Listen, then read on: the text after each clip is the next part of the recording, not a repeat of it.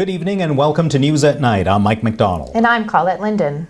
A lack of vaccine production capabilities in Canada means the U.S., Britain, Germany and other countries could have some of their citizens inoculated against COVID-19 before Canadians start to get their shots. Prime Minister Justin Trudeau nonetheless played down any potential threat to Canadian access to vaccines, noting the federal government has signed orders for millions of doses from a variety of foreign pharmaceutical companies in recent months. Trudeau adds the government has also been in talks with other countries to ensure equal access to vaccines for all, with the expectation that the first doses will start to arrive in Canada in the early months of 2021. In the meantime, Trudeau urges Canadians to do everything they can to avoid catching COVID-19.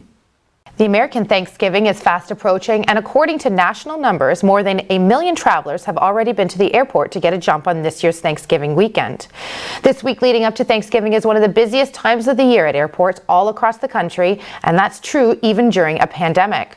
Although travel numbers are down about 50% compared to Thanksgiving week in past years, Kevin Klein, the Cherry Capital Airport director, says it's still busier now than it has been for months. Klein goes on to say that wearing masks, hand washing, and practicing social distancing must be followed when in the airport terminal. There has been several recent studies revealing that air travel is safe when it comes to COVID. Klein says air travel is safer than going to the grocery store or attending different gatherings. Provincial police escorted the body of one of their fellow officers home from Toronto to Manitoulin Island yesterday. The Provincial Police Union said 2 OPP cruisers accompanied the hearse carrying Constable Mark Hoving, an officer killed in the line of duty last week. The procession left a Toronto funeral home at noon and drove more than 5 hours to Little Current on Ontario's Manitoulin Island. Public health officials have declared an outbreak after 6 members of Nipissing University's athletic community tested positive for COVID-19. The North Bay Parry Sound District Health Unit says the individuals interacted with other people at the university's gym and at social gatherings in the community. It says they do not live on campus and other university buildings are not affected. The health unit is advising anyone who attended social gatherings with those who've tested positive to self-monitor for COVID-19 symptoms. It adds that staff are working with Nipissing University to provide public health instructions to those affected. Daniel LaPrade is up next with your local weather right after this.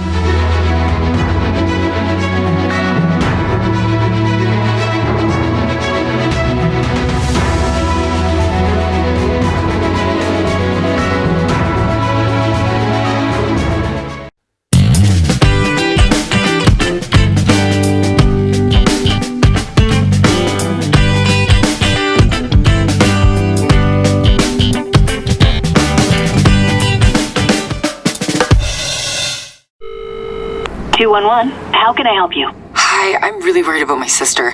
She doesn't leave her house much. She doesn't even come to our family things. I barely see her smile anymore. Can you tell me a bit more about the situation? I think her husband might be... I don't know. Whenever he's around, she's nervous, like she doesn't want to make a mistake. Do you think that he might be hurting her? I think so. Okay, let's figure out how we can help your sister.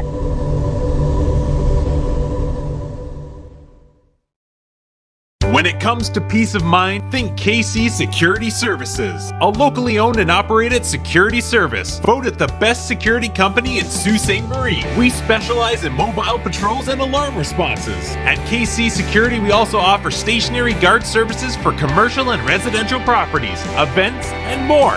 Available 24 hours per day, 365 days a year. KC Security Services, where peace of mind is a matter of choice, your one-stop shop for all your security needs.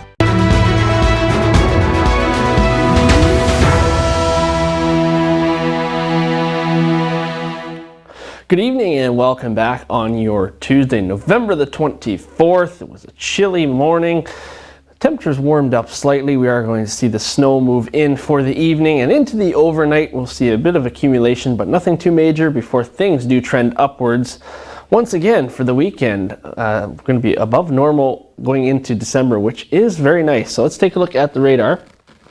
And we do have a lot of activity going on right below us in Michigan here. There's quite the system going through. However, this is what we are expecting, and this is what's coming our way for the rest of the evening and into the overnight. It's currently moving its way east and will be over top of us. Now, that's also going to affect Greater Sudbury, Elliott Lake. You are expecting a little bit more than what we are going to get, maybe about 5 to 10 centimeters in those regions.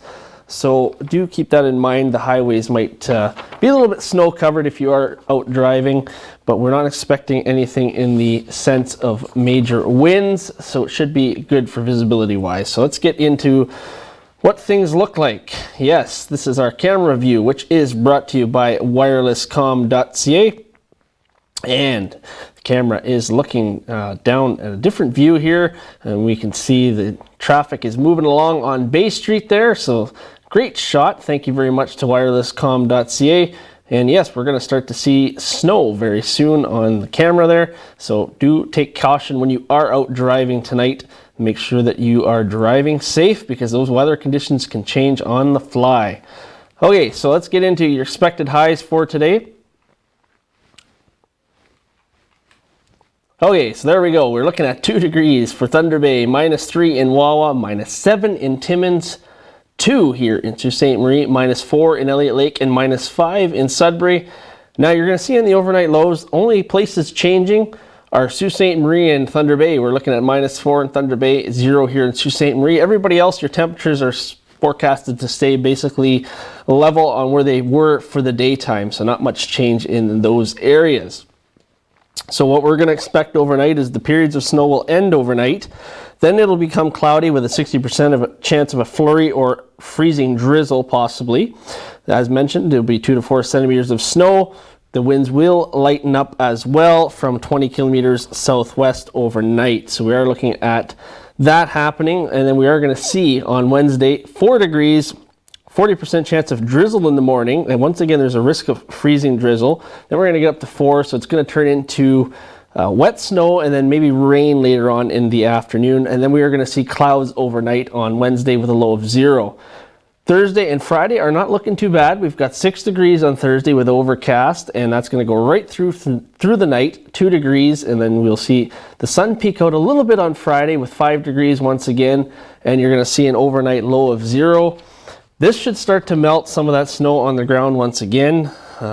We'll see how much of it we get today and whether or not it'll all be gone, but we do have some sustained daytime temperatures well above 0 here, so this should get some of that snow gone before things cool down for the rest of the week. As you can see, mix of sun and cloud is on the board all the way through until Monday, but those temperatures are going to drop from 7 degrees on Sunday to -1 on Monday to start your work week, and the overnight lows will do the same. You're going to go around the freezing mark and they will slowly drop and then hit -6 and -5 on Monday and Tuesday night. But we're looking at Tuesday's December 1st. So yes, our normals for this time of year today are 2 degrees is your high and -5 is your low. So we are above normal for the next little while. Okay, this is your weather watcher photo. This is from Bruce, and it is a snowy morning from yesterday morning. Thank you very much. Look, the lake is nice and calm, no winds, and the snow on the trees makes for a beautiful shot. So I expect to see more snow photos as we get into that time of year. On TV Weather Gmail is where you can send your weather photos and videos, to, now if you are sending a video, please make sure that it's a certain size, because if it's too big, it won't go through. We discussed this this morning, so maybe I haven't been receiving any videos, so maybe they have to be a certain length. So keep them short if you are sending in a video of a storm event or weather event that you want to include. So it's ontvweather@gmail.com with 2 N's. So make sure you do send that in. And of course, there's a holiday pick contest going on as well right now. You can find those details on our site, SiouxOnline.com, and you can also send in holiday picks as well. So make sure you do check that out. And while you're on SiouxOnline.com, go to our Facebook page and you'll find all the details as well. And you can also follow us on Instagram for behind the scenes and subscribe on YouTube. We're everywhere. Basically, wherever you want, whatever social media platform you want to use, you can find us there. So make sure you do check that out. Have a great evening, everybody. Mike and Colette will be back with more news right after this break.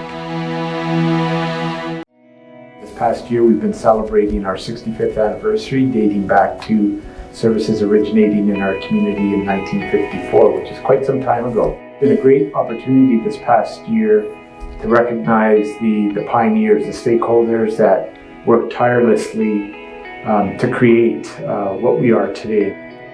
Grateful for everything that the families 65 years ago and the people that assembled the organization have done in order for us to achieve the success that we're experiencing 65 years later.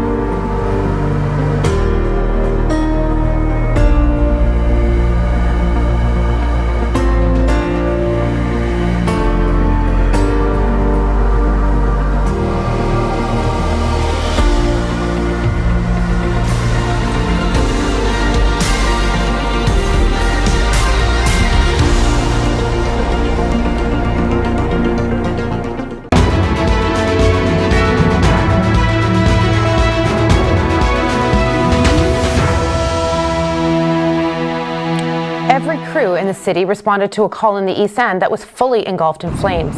At approximately 10:40 p.m. Monday night, Sault Fire Services responded to the corner of Trunk Road and Queensgate Boulevard. The platoon commander, police, PUC, and ambulance were also dispatched to the call. Police were seen looking for footprints in the snow shortly after their arrival. There is no word on cause or damages at this time. Sioux Online will keep you posted throughout the day as details become available. Ontario's healthcare workers say the government has abandoned them in their desperate, anxiety-ridden struggle to cope with the coronavirus. A small-scale study by 2 researchers released today suggests the workers are burned out and frightened.